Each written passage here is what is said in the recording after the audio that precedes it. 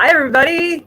I am so excited to bring you a first in a new series of videos. I don't know how many videos this is going to be, but you guys know that I've done a series of co-authors videos where I feature like my friends and their work in their writer life. This is sort of like that, but I have never met Todd before. So this is Casey meeting a new friend. So Todd, welcome to my YouTube channel. How are you?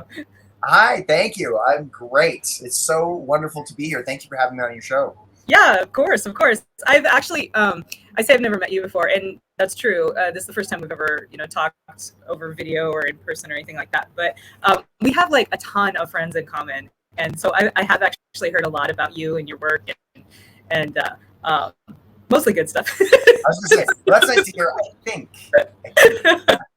Yeah, no, like 95% good. No, I'm kidding. It's very good. But yeah, so I'm excited to actually have a conversation and connect with you directly. So let's start with yeah. Hi, I'm Casey. Nice to meet you, Todd. Who are Hi, you? Casey. It's nice to meet you.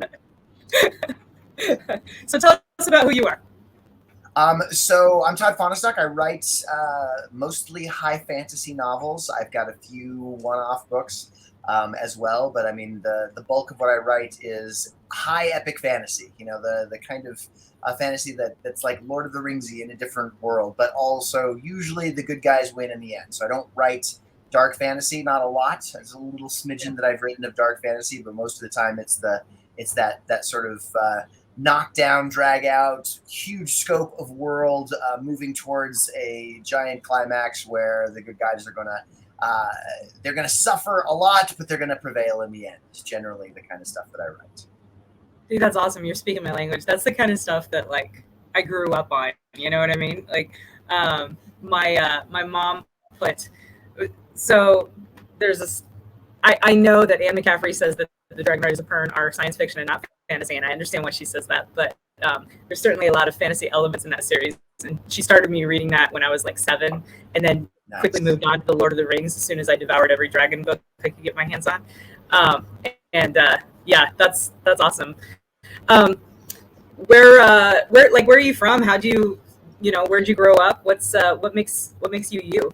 Yeah, so I was born in Culver City, California, and at age 7, we moved to Durango, Colorado. So I was born in California, but I consider myself a Colorado kid because, from that point until I was 18, I lived in Durango, this little mountain town in the southwest of Colorado.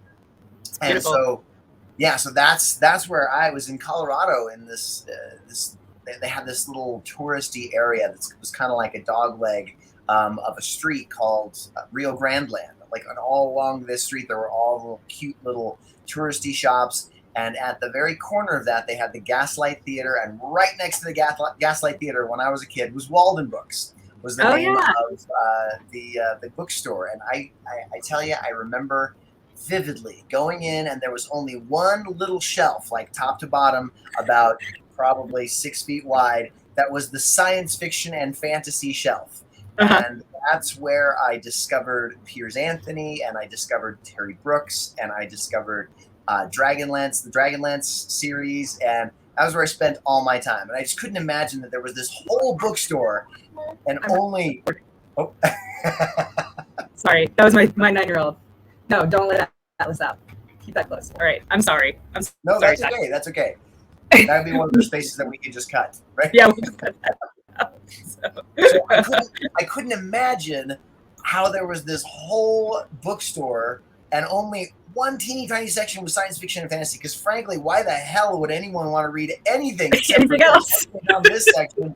Why would they go anywhere else? Like, who wants to know how to, plant a petunia when you could be reading about somebody, jumping across the surface of Mars with their sword and the Green Men? I mean, that was.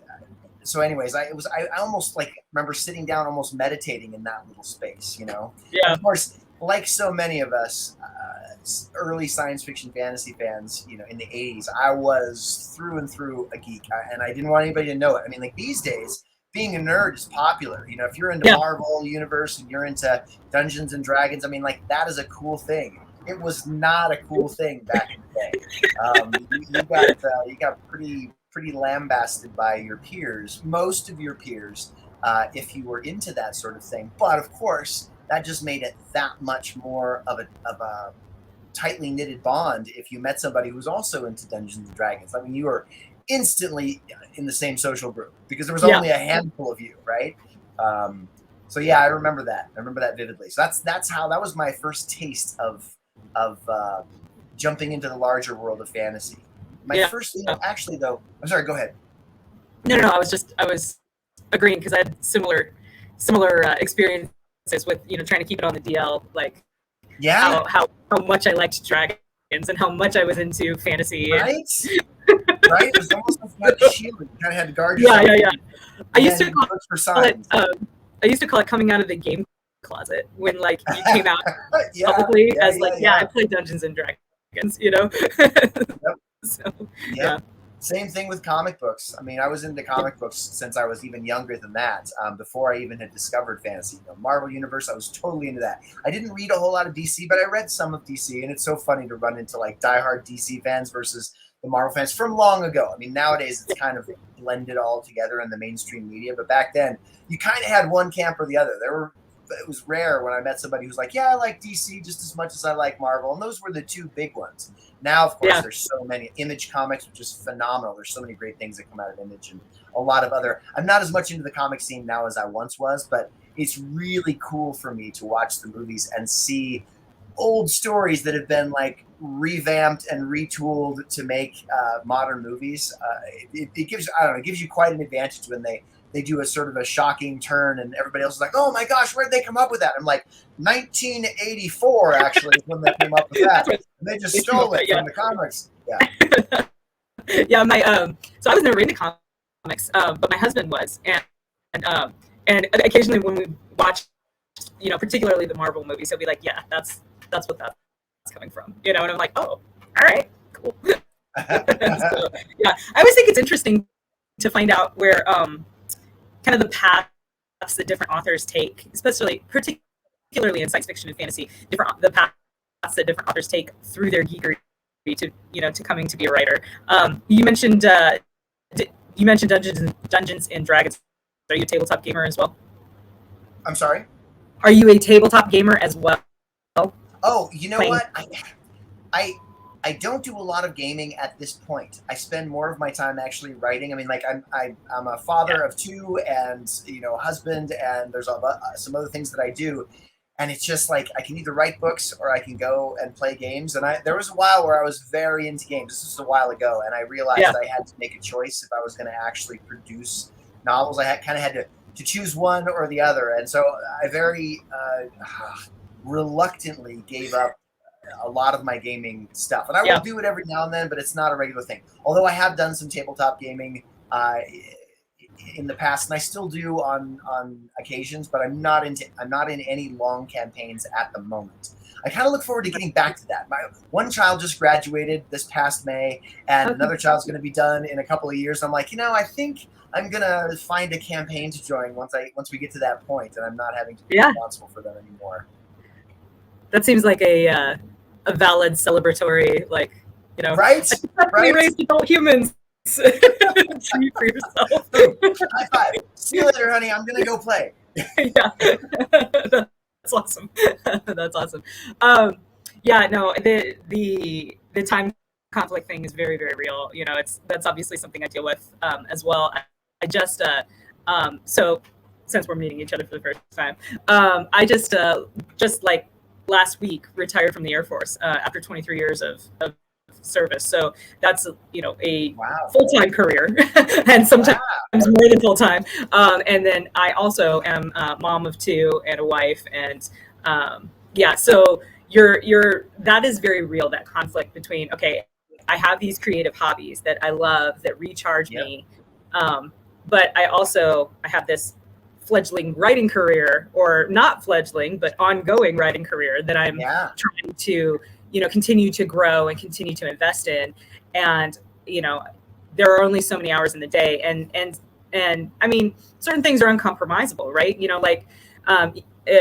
you said your kids were a little bit older. I have my oldest just graduated last year. She just finished her freshman year in college, and then my youngest is still in elementary school. And I've noticed that, I've always said, okay, time with my kids and the needs of my kids are non-negotiable, and I think most parents feel that way. But it's been interesting to have them at different stages in their lives, because what they need obviously changes, and the amount of time that they need obviously changes and stuff. So yeah, that's very interesting. How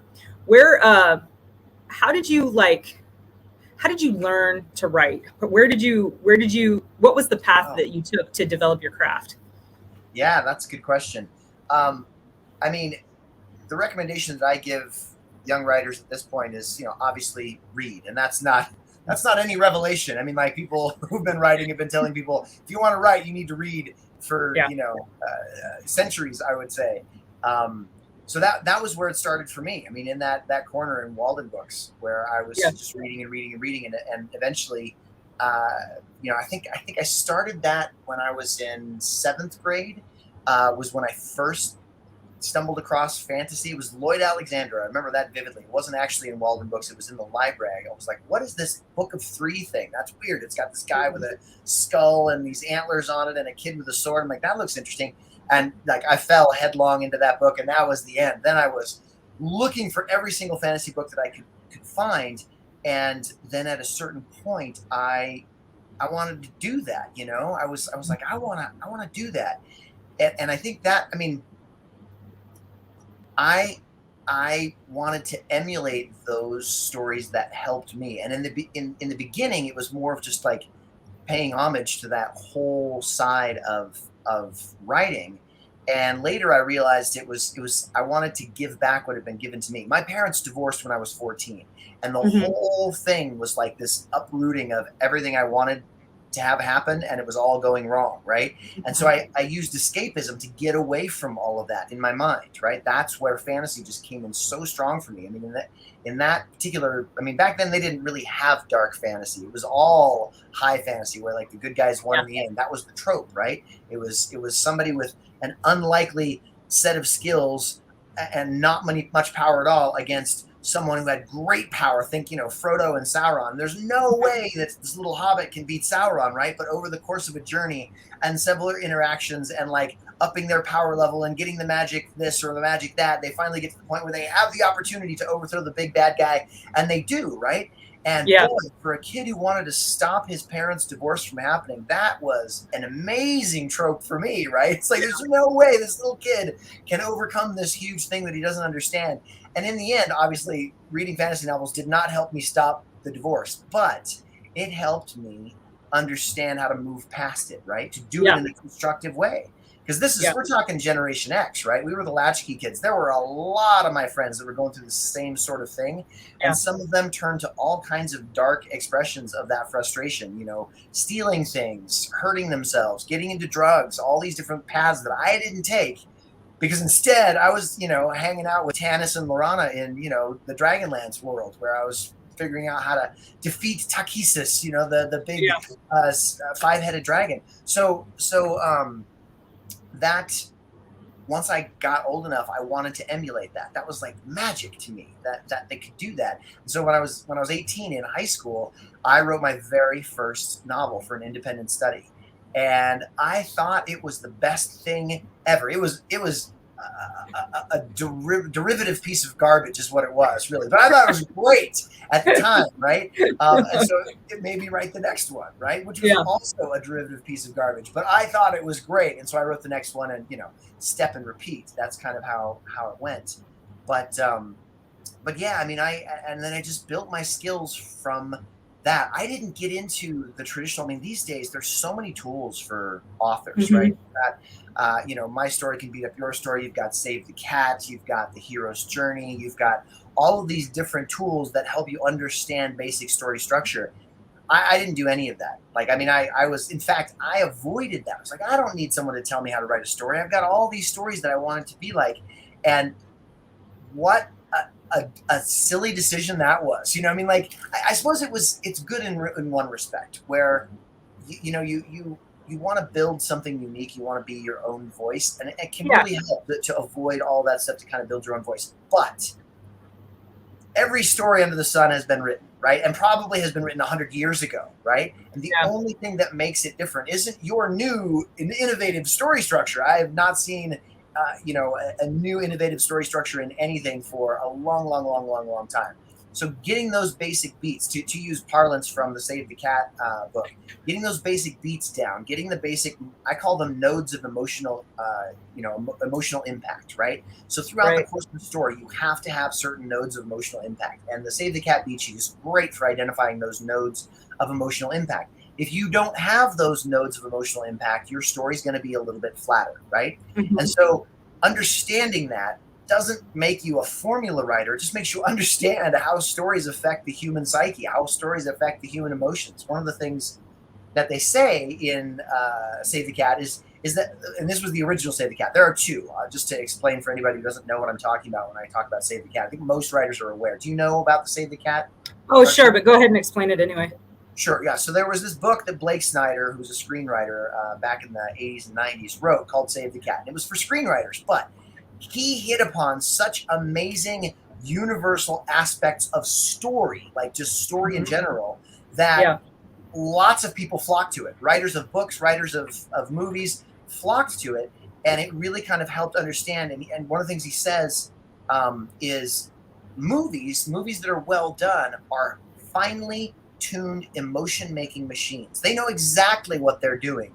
When they lead you up to that horrifying moment where, the monster jumps out of the closet or whatever, they know exactly what they're doing. They're doing it on purpose for you to be sitting on the edge of your seat going, oh no, what's going to happen next? Oh my gosh, it happened exactly what I thought was going to happen. I mean, like all that stuff that you experience in a movie, it's them teasing that out of you. And so it teaches you how to hit those emotional nodes of impact. And so years later, Jessica Brody wrote a book called Save the Cat Writes a Novel, which took exactly what Blake Snyder was doing and focused it on the art of novel writing in specific. And while I think both books are amazing, the second one is more relevant to those of us who are writing stories. She does a wonderful job of that. I mean, in fact, even after reading Save the Cat, which had been recommended to me many times, I avoided Save the Cat Writes a Novel because I was like, oh, you got to be kidding me. This is such a money grab. They're just after the people who, love Save the Cat, and they're just going to create like a whole series of books like the whole, Computers for Dummies line, everything is for dummies line, right? And so I avoided it for a long time until Save the Cat writes a poem. Save the Cat, exactly, right? Like, I don't need to Save know. the Cat composes your email. Right, exactly. But the truth of the matter is, it is a volume well worth reading. Anyways, I'm digressing. That's okay. That's what we do here. Yeah. So I find it to be a useful tool. And I was saying that I had avoided any of those tools for a long time. And what a silly maneuver that was. Like, there were mistakes that I was making in what I call my journeyman phase of writing over and over and over again. That was, I don't know, it was just like me being intransigent about my position. And once I started kind of getting educated about what people had gone over before and understood and kind of categorized before. I don't use everything from Save the Cat, not for a single novel. I always kind of do this sort of plotting out of my novels with the Save the Cat beat sheet, and never do I follow the roadmap exactly. I don't, never do. But understanding what's there allows me to feather in some details and some points of impact that I wouldn't have before. And in fact, since I've started just thinking about it in terms of, okay, I want to make sure I hit these particular beats throughout the course of the story. That's the point at which I started winning a lot of awards and getting a lot of attention. And it's amazing how much that'll supercharge your story. It's all the same stuff, but you're really using information that people have learned over the course of years and years and years. So I guess my advice would be, don't shoot yourself in the foot. Even if you don't use it, it's good to know it. Then at least you understand. It never hurts to have more tools in your tool bag. Even if you never use them. So. Yeah, I fully agree with you. It's interesting. I think that you and I have some personality traits in common because, you describe yourself as sort of intransigent, and I had very similar experience too, because so it's funny that you mentioned, writing when you were young. My mom tells me that my mom still has like stories that I, wrote on little paper when I was like about 6 years old, because, all my life I've made up stories, even whether it was me bossing all my little friends around and telling them how we were going to play the game of, pretend Fantasy Kingdom on the playground that day, or whatever else, or today we're going to play Star Wars and I'm going to be Princess Leia and you're going to do this, and, just making stuff up. So I've told stories for a long time, and I intuitively told stories to try and do exactly that, elicit that emotional response in my audience, because I don't know why, it felt good, right? It was that adrenaline charge of, yes, I can make you feel something. And so I would, like, my first couple of novels, I considered myself a pantser for some reason. So I didn't plot, which is, a valid way of doing things, and a lot of people do that. But I would intuitively try to hit those beats without really knowing what they were, but I knew that I needed to do something there to make an emotional response happen, if that makes sense. Absolutely. And so, because again, I was doing the same thing. I was mirroring stories that I had read and that had given me that emotional response. And so I would say, okay, in this, insert novel name here, at this point in the story, something happens to the hero that makes that makes things important. So I have to have something happen in my story at this point that raises the stakes of whatever's happening, right? And so I would do a lot of that, but I found myself usually around 60,000 words. I would get stuck. I'd be like, I don't know what to do now. Like the dreaded muddle. What happens, right? And it would just drive me crazy. And so I sort of fumbled my way towards actually plotting, because I found that I was like, all right, well, let me jot down like the basic skeleton of what I want to have happen, just so that I can think that out.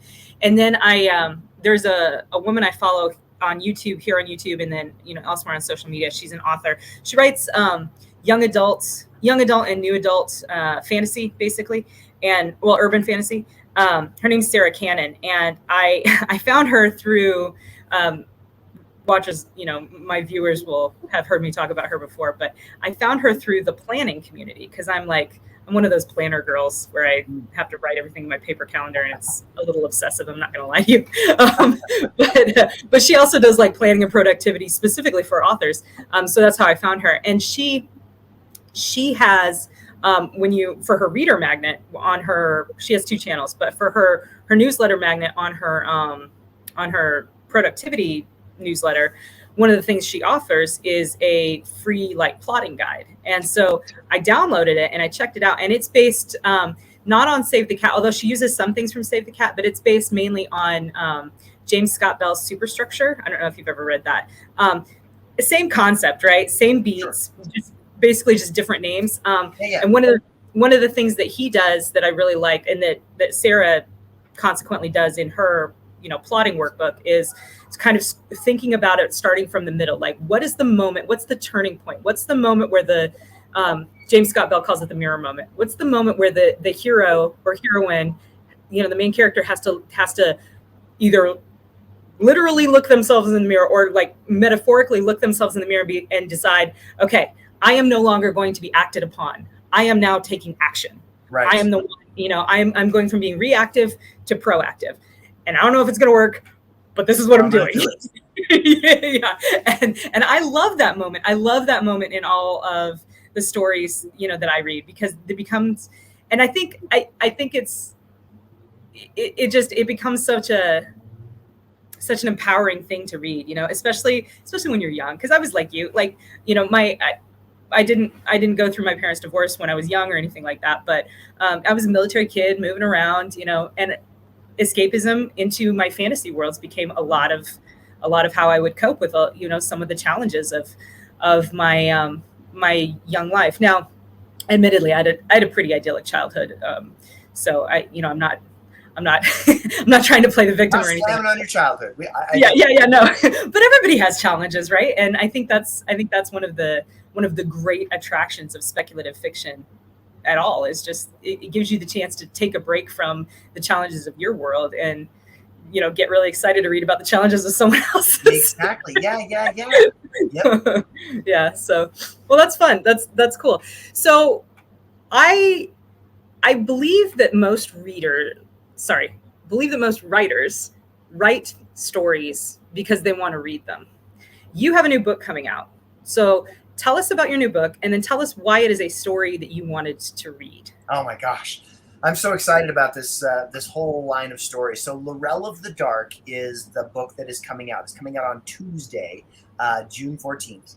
And it is the second book in the Legacy of Shadows storyline of the Eldros Legacy. Eldros Legacy, it's right there on my shirt. We got merch, guys. Links will be in the description. So the Eldros Legacy is a shared world, multi-author, mega epic fantasy story. So imagine, we were talking about Marvel earlier. So let's imagine the Marvel universe, and you've got 5 different core stories that at book 4 of each of them, right? So whatever 4 times 5 is, because I don't do math, 20? Is that 20? 20. So at the 20th books, so like books 16 through 20, all of these stories are going to start to meld together, right? So imagine Iron Man, and then you've got Thor, and then you've got Captain America, and you've got the Hulk, and then you've got like Black Widow and Hawkeye mashed together. So these 5 storylines that when you get to Avengers, all start to come together. That's what the Eldros Legacy is. And each one of these 5 storylines, these 5 founder metaplot storylines, are attached to a continent. Okay, so in the Eldros Legacy, almost 2,000 years ago, there was this great war between these creatures that are called giants, and they are giant. They're like 14, 15 feet tall, right? But don't think giants like, say, from Game of Thrones, these big, brutish, kind of cavemen kind of people. These were like an advanced race. They were highly magical, and they created these spectacularly advanced civilizations for fantasy. Remember, this is not science fiction, so these are like advanced magical civilizations. And they treated the mortal races like slaves because they were like cattle to these giants, right? So they used them for various purposes, and in fact created many of them. They would breed these various creatures together and create elves and create dwarves and create all different kinds of colorful races, and even bred themselves in some cases to humans or to other creatures to try and see what they would create, right? This is long ago, longer than 2,000 years ago. But about 2,000 years ago, 1,700 years to be exact, there was a war where the mortals rose up and tried to rebel against their overlords, right? And a small percentage of these giants rose up with them.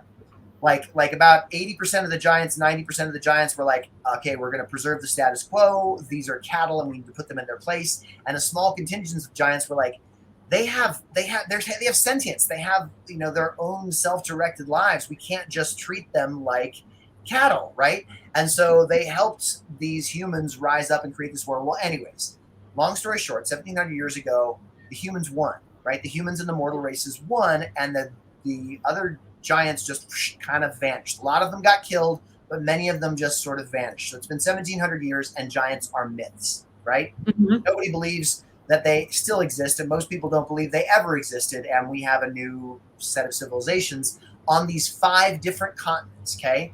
But the giants are coming back, is the thing. They want their world back. And one of the things, and you'll see this on every single cover, is this gateway. So that's how the cover is represented. There's this gateway, and then there's like the main image in the middle. Well, that gateway is called a Thuros, and these are teleportation portals that the giants used to use to go from continent to continent. Well, they haven't worked for 1,700 years. So the continents don't have any interaction with each other, right? So at book 4, these portals are going to get thrown open again, and there's going to be all kinds of interaction between all these continents, and then there will be 4 more books telling the story of how the giants are coming back, they're rising up, and the humans have got to scramble to kind of protect their worlds and interact with each other in positive and negative ways. There'll be wars between the various continents. There's all hell's going to break loose round about book 4. But until then, we've got these individual Iron Man, Thor, Captain America storylines, right? Well, to explain that all in a very large nutshell, that is what Khyven the Unkillable and Lorelle of the Dark are. They are the first 2 books in the Legacy of Shadows on the continent of Noxanon as we're moving towards this 4th book mashup, this Avengers mashup, right? Right. So there's Legacy of Shadows, which is my storyline, and that takes place in Noxanon, which is my continent, which is a continent of dark and light. And if you know any Latin, you'll probably recognize some of those things thrown into the etymology of the names, right? So we've got Noxanon, which is a continent of dark and light. We've got Draconon, which is a continent of dragons, of course. We've got Daemonon, continent of demons. Pyronon, continent of fire and lava and things like that. And then Shigurin, which is the one that's kind of breaks a little bit away from the naming convention. The naming convention. Yes. And it is about lore and legends, right? It's the continent of all this knowledge and that sort of thing. So those are the 5 continents, and each one has got a storyline that is beginning and moving towards this ultimate connection. So that is the 10,000-foot view of Eldros Legacy. And my second book is coming out, like I said, next week, Tuesday. Gosh, 2 days from now. And it continues the story of Khyven the Unkillable. So Khyven the Unkillable is, you want me to give you the hook for Khyven the Unkillable? Yeah. Okay, so Khyven the Unkillable. I mean, let's be clear. I'm already hooked, right? But let's tell the people what Khyven the Unkillable is, and so we can talk about Lorelle in the Dark. Okay, I'll give you the authentic Comic-Con hook. I go to a lot of Comic-Cons and I talk to people. Yeah. So when they come up and they say, okay, what's this book about? This is what I tell them. So Khyven the Unkillable is so named. He has this colorful moniker because he is a gladiator. He is, he plays to the crowd, and he has won 48 life and death bouts in a row over the course of 2 years. He has survived in this pit, this coliseum called the Night Ring. Okay, if he wins 50 bouts, he is elevated from slave to knight. He gets the entourage, he gets the land, he gets to marry the Baron's daughter. He gets the whole 9 yards, right? He becomes a person of consequence in this society. Okay, so Khyven, like I said, he's won 48 bouts in a row, and the crowd has called him Khyven the Unkillable because nobody has won 48 bouts in a row since Vex the Victorious did it. Now he is the king's own bodyguard and has the whole thing that Khyven wants. He has that life, right? So Khyven wins his 49th bout, and the king invites him to dinner, and there pulls the rug out from underneath him and says, we're not going to do a normal bout for bout 50. We're going to do something special for this. We're not just going to send you into the Night Ring and have you kill some more people. What I want you to do is this. There's a guy in the cells in the Night Ring right now, and he is a recruiter for my enemy who calls herself the Queen in Exile. She has established this rebel camp somewhere in the forest outside the crown city of Usara, and I can't find her. But this guy, this recruiter, he wants to recruit you to their cause, and I want you to let him.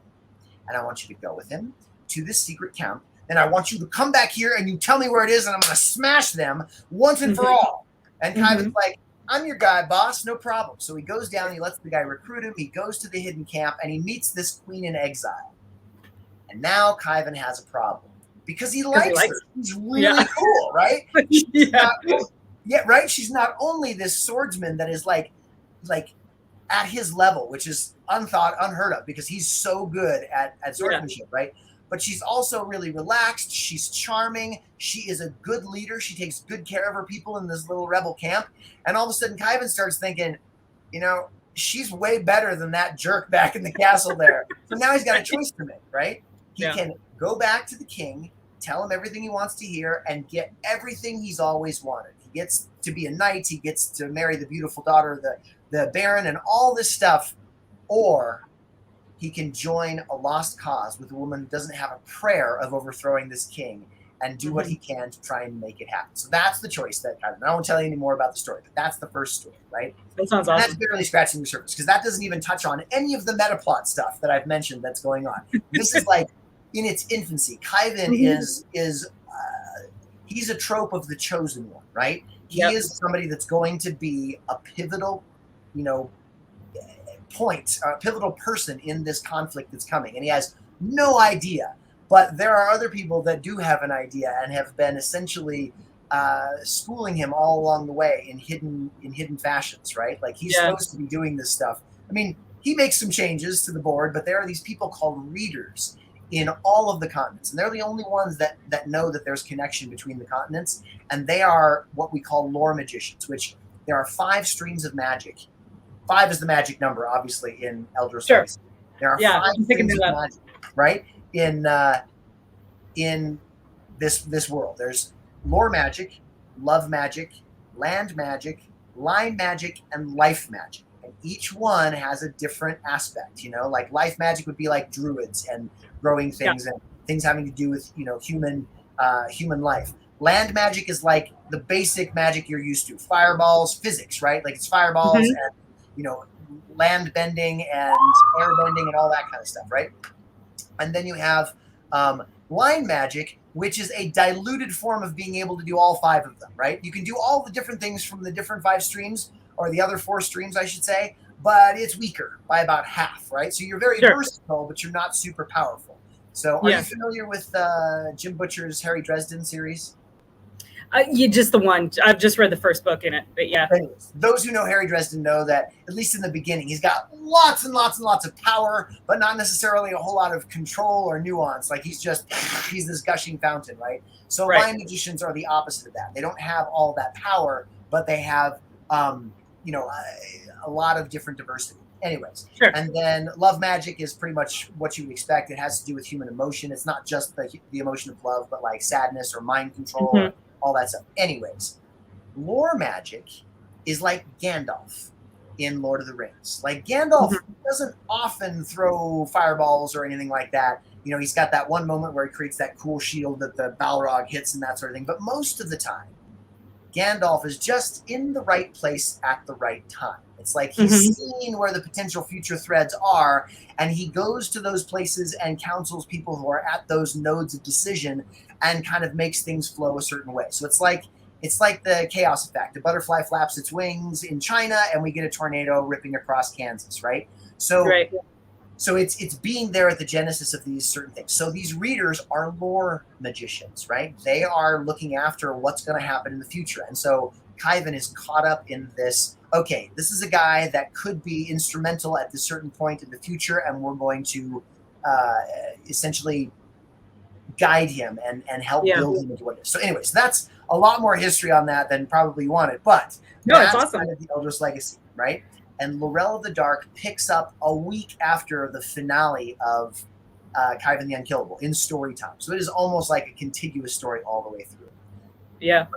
But that said, Khyven is a story in and of itself. You could read it all by itself. You don't need to read more. It is a beginning, middle, and end kind of story with lots of meta plots going forward from that part, right, to create a new story. Lorelle is exactly the same.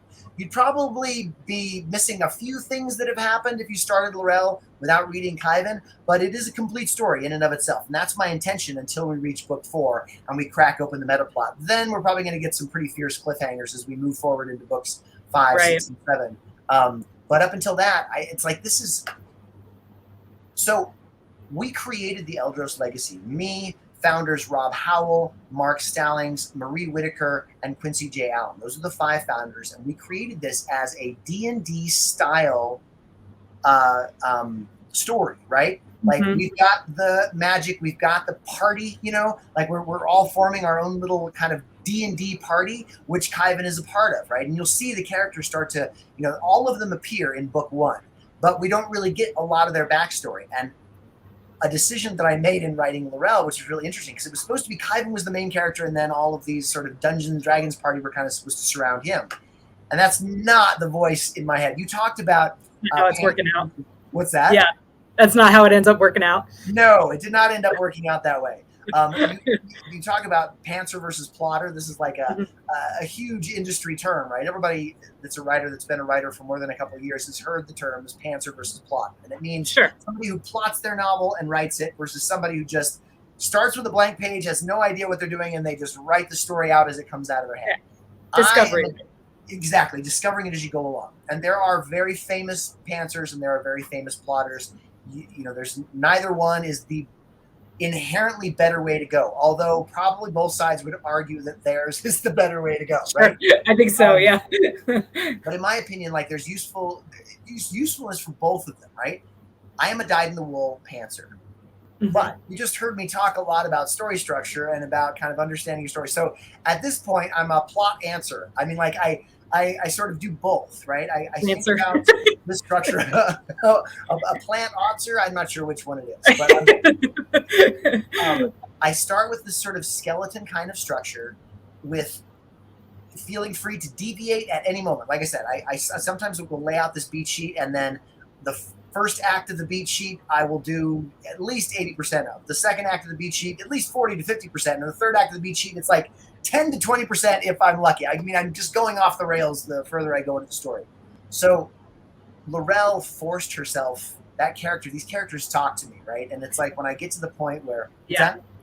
Oh, I was just gonna say, the characters always have a say, and they always have an opinion.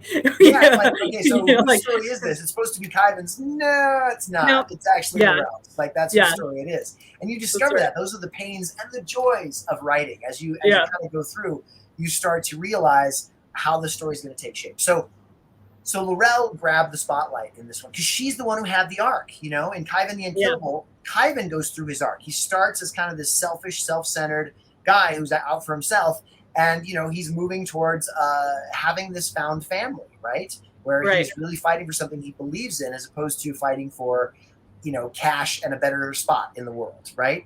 And so with Lorelle, she starts off as the one in trouble, and she goes on this journey where she clips free of her friends and goes into a very dangerous place to try and save one of her friends that gets in trouble at the end of Khyven, right? That's the kind of premise of the story. But she doesn't use her family to do it because she doesn't want to put them in danger, and as a result, puts them in far more danger than she would have if she just let them in at the beginning, right? So this is her lesson, not being the lone wolf, right? Not going alone. Because of course, Khyven, the Unkillable, like, he's not going to be like, oh, she ran away. Okay, well, let's just go on with life. No, he's the heroic sort. He's like, no, we got to go save her. We got to go. So, he follows her into danger with, of course, the whole D&D party. Anyway, so that is how Lorelle came to be. And it's now I see the writing on the wall. It's going to be Khyven that's his book. Lorelle is her book. The next book is going to be called Ren the Traveler, and that's our ranger, right? Lorelle is our thief, our rogue, right? She's the one that slinks through the dark and is light on her feet and does all that kind of stuff. And then our leader is this ranger, this sort of Aragorn kind of character. That's the Queen in Exile. That's her name, is Ren. And we see her in book 1, but we don't see, like, from behind her eyes until we get to book 3. And then after that, it's going to be the mage, and then and so on and so forth, right? So until we get to book 4, when the whole party is going to start to come together. That is awesome. I'm so excited. I cannot wait to pick this book up. No, seriously, it sounds super, super cool. And I'm about to get on a plane in like 3 days for 12 hours. So I need some reading material. Outstanding. Outstanding. It will keep you entertained, I guarantee. So in fact, my Facebook group is called Edge of Your Seat Epic Fantasy. Coined by my good friend and fan Becca Gardner. She kind of coined this because she's like, when I read your stuff, it's like there's epic fantasy, and a lot of times there's this sort of slow build, which I'll be the first one to admit that books are better when you have enough world building, kind of built into it, so that by the time you get to all the big stuff, you understand what you're supposed to care about. You understand the depth and the breadth of this world. Well, I try and do all of that on the fly. Like, it's all very organic. I'm building the world as I'm pushing the plot forward, as I'm developing the character, and it creates this and you can attest to this yourself when you read the book, this very fast-paced fantasy. So we call it Edge of Your Seat Epic Fantasy. You're not going to be like, oh my God, I've gone through 50 pages of descriptions of the wildflowers and descriptions of the way the stones are put together. And I don't do that. It's all very sort of moving forward and moving the plot forward. In fact, the criticism that I've gotten, if I've gotten any criticism about Khyven the Unkillable, there have been a couple places where it's like, this book moved a little fast for me. It was just moving so fast, right? Which I think, a lot of fantasy readers are used to this sort of slower pace to kind of get into the world. But my goal is to kind of wrap people who haven't read a lot of fantasy into these great stories. I want to pull in readers that haven't, that like start reading the 5-syllable names and, all this stuff and just go, oh, I can't get into this. Like, I want to jumpstart that and kind of bring in a whole new reader base into this, while at the same time entertaining the current reader base. It's because I mean, a lot of the comments that I've got are very positive. Are like, oh my gosh, I couldn't put this down. I get to the end of the first chapter and I got to go to the next chapter, and so on and so forth. I stayed up late into the night reading this. I hear that a lot because of the pace of the story. So you can tell me when you start it what you think of that. But that's something new-ish that I'm trying to do with fantasy. How do you balance that need for kind of the quick pace of your of your storytelling and the multitasking of developing character, developing world, developing the storyline all at once? How do you balance that with the genre hallmark of immersion? Because I think one of the things that is so attractive to people about epic fantasy is how immersive it is. Yes. Excellent question. And in fact, I teach a workshop on this with my friend and longstanding coworker, Chris Mandeville. It's called Building Better Beginnings. But the principle goes throughout. So the workshop is all about how do you make your stuff jump off the page right from the start? Because these days, with all of the options of entertainment that we have at our fingertips, like people are going elsewhere to see things. And so as writers, we got to make sure that we jump off the page right from the get-go, right? Like once upon a time, you might have 50 pages to interest people. And if you look at novels that were written 100 years ago, boy, they take their time. Like, have you ever read Moby Dick? Man, I have. Going to like page 150, right? I mean, like it takes a long time to get in that book. But it's like, cool, all right, we're at sea. I've got, finally. It's supposed to be about a whale. How come we haven't gotten on a boat yet? Yeah.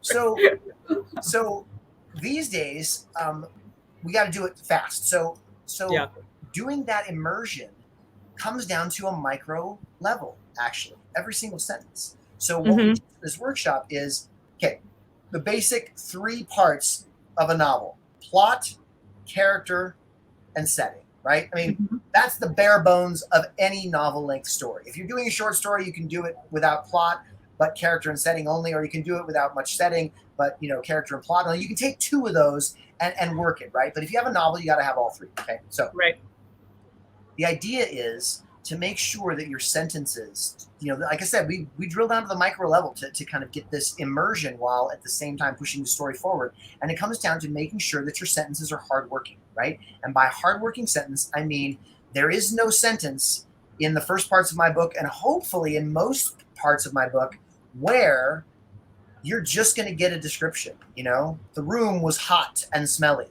I will never write a sentence like that. It'll be something like, Khyven raised his head and the whiff of, pipe smoke drifted past him as the door opened and the 2 knights came in. Like, this is a hard-working sentence. We've got Khyven, a bit of his character. We've got the smoke drifting past him, which sets us in a time and place. It's like, okay, we're in a place where smoke can drift past him. He's in a burning woods, or he's in a smoky bar, or he's somewhere like that.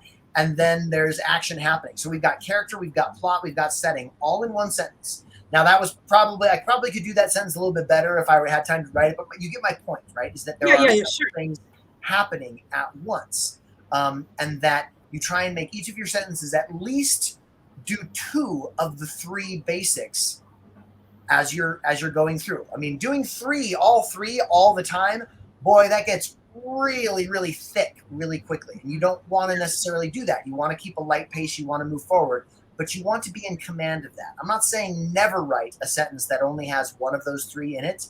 But in the beginning, in the first 2-3 paragraphs, man, you got to make those sentences work as hard as you can without being too verbose, right? Right. I agree. Yeah, that drops the reader into a world very solidly, while at the same time moving forward with the plot, while at the same time expanding the horizons of the character.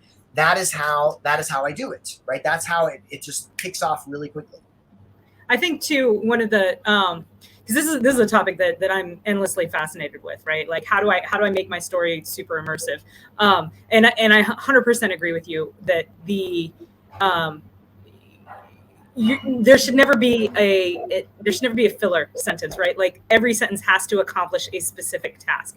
And I love your way of. I had not thought about that way of thinking about it, of having it accomplish at least two of the 3 character setting plot goals with each sentence. But one of the things that I have done the other thing that I really like to do is I personally like to write from a very, very tight point of view. So I don't articulate on the page, which isn't the right word because I'm writing, not speaking, but you know what I'm saying. I don't articulate on the page something that the main character or the point of view character is not experiencing or thinking or saying. Right. So, and one of the things that I found that can be really impactful if you're writing in that type point of view is that, you know, all of your sentences or everything that you have is that sort of hardworking thing where it's like, okay, you know, I'm experiencing the physical sensation of what's going on around me. I'm having the thoughts about it. I'm you know, observing the action of other people, or I'm taking my own action. But when you need to like make an oh shit point, pardon my language, I swear like a sailor. No, it's great.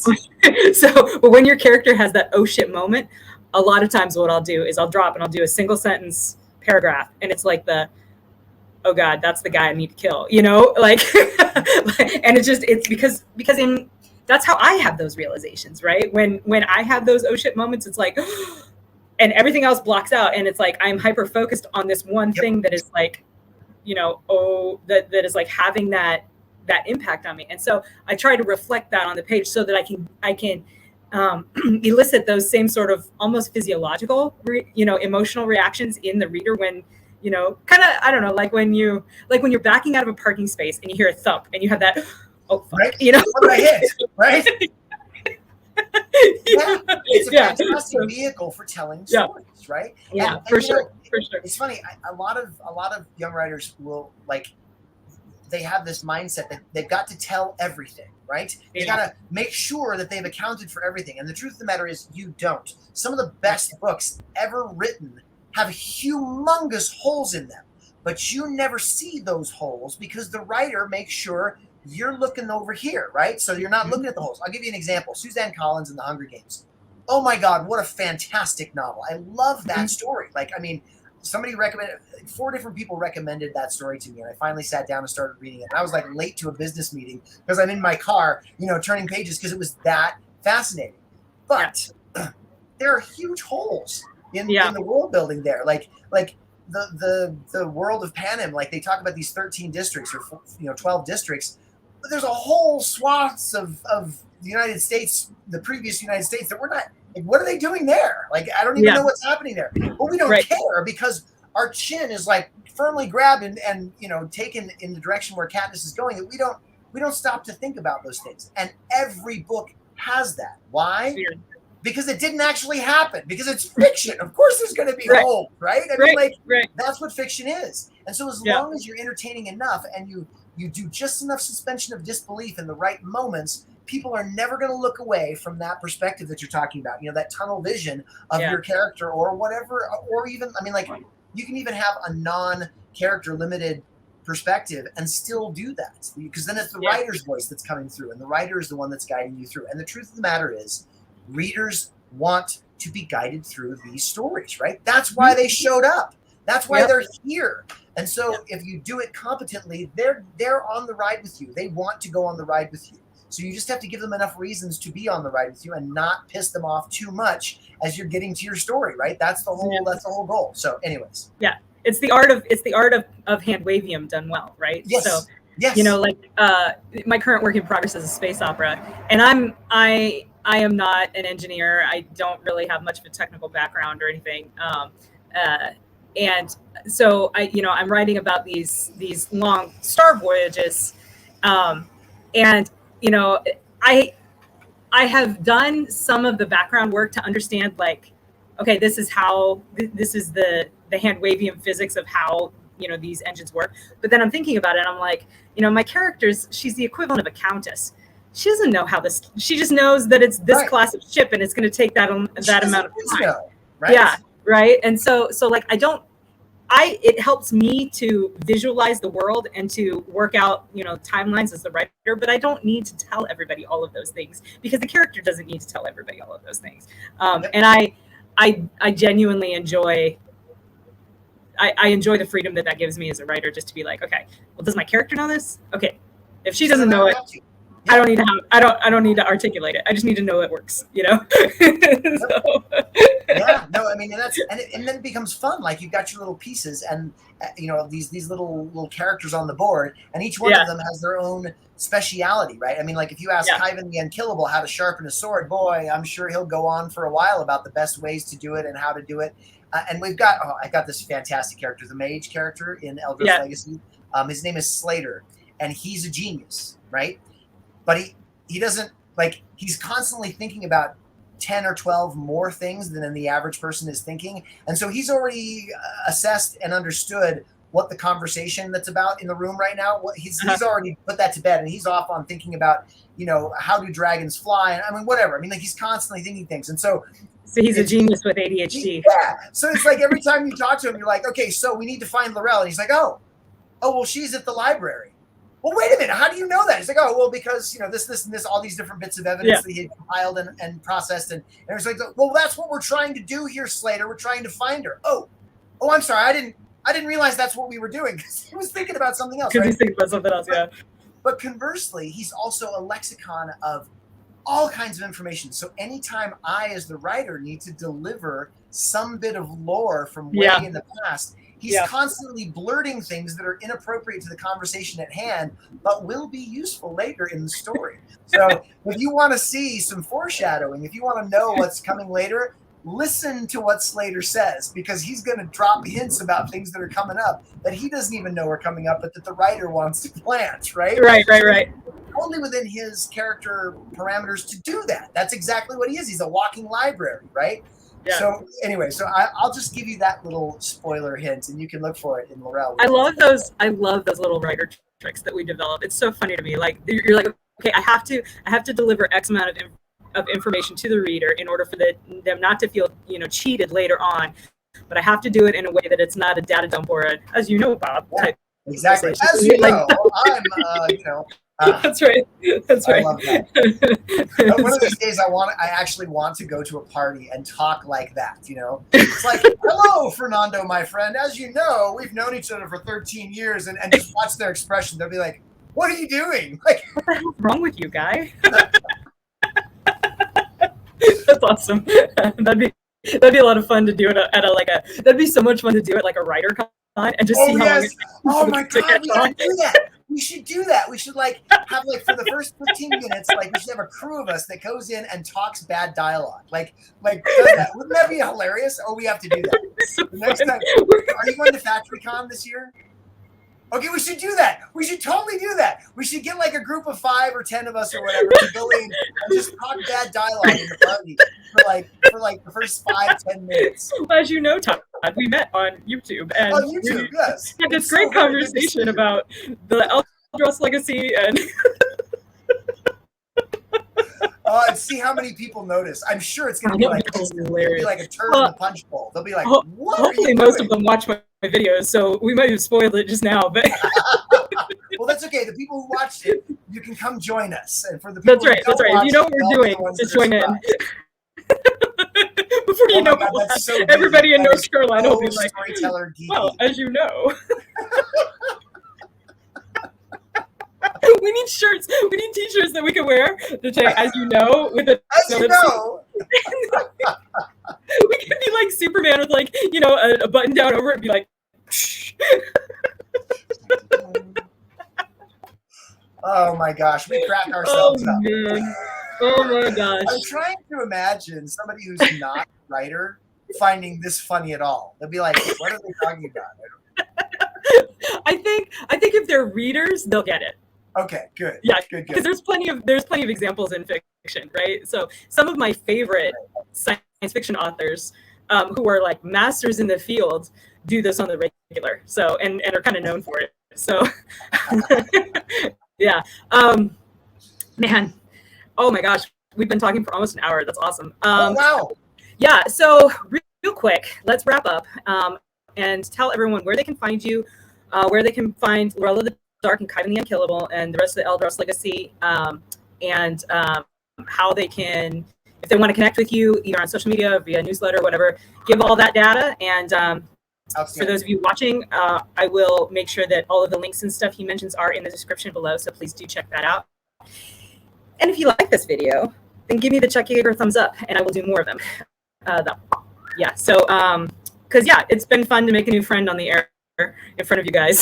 so I'm happy to do more, but give me that feedback. So, all right, Todd, where can we find you? Okay, so yeah, you can find me at toddfahnestock.com. That's my website. On Facebook, Todd Fahnestock Author is my author page. You can also look me up, my personal page as well. And then Edge of Your Seat Epic Fantasy is my group. That is my Facebook group. That's where I post in that, or Becca posts in that like every day. She helps me out with a lot of social media stuff. And then where else to find me? Oh yeah, Amazon page. That's like, you should find me on the Amazon page as well. I do a lot of stuff on the Amazon page, and all my books are there. Trying to think of anywhere else that I frequent. No, I think those are all the links. Okay. What about in-person appearances? Anything coming up? Oh, in-person appearances. That is a very good question. And you know what? I just happen to have a list of them right in front of me because I've been working on my newsletter that's going out. And actually, if you go to my website, you can sign up for my newsletter. You can get a free short story and sign up for my newsletter. I send out like once or twice a month, and it has everything. That's where I'm pulling this list from right now. So I'm going to be at Fan Expo Denver, July 1st through the 3rd. I may be at GalaxyCon in Raleigh. They haven't given me the thumbs up yet on whether I can come. They were sold out this year, and it's the first time I'm going to that con. So I'm not sure about that one. Colorado Springs Comic-Con on August 19th. I'll be there 19th through the 21st. And then let's see, Fort Collins Comic-Con. So August 27th and 28th, I'll be there. I'll be in Salt Lake City at FanX September 22nd. And then, as I mentioned, FactoryCon October 21st. But I think that's a bit of a smaller group, more for the authors, but I'll be there as well. Oh, I'm so excited. I can't wait to meet you in person. So it's going to be fun. If it's half as much fun as this video is going to be, that'll be great. That'll be great. As you know, we had a good time on yours. As you know, this was an awesome video. And also, as you know, Lorelle of the Dark comes out on the Tuesday the 14th of June, which is in 2 days from the time that we're filming this video. This video will go up sometime this week. I'm not sure exactly which day, so it may be already out. So, it will probably already be out. Yeah, so 2 days ago it came out. Yes. But yeah, you can go check that out on Amazon and pick up Khyven the Unkillable, the first book in the Legacy of Shadows series within the Eldros Legacy larger shared world. Yep. Yes. Cool logo.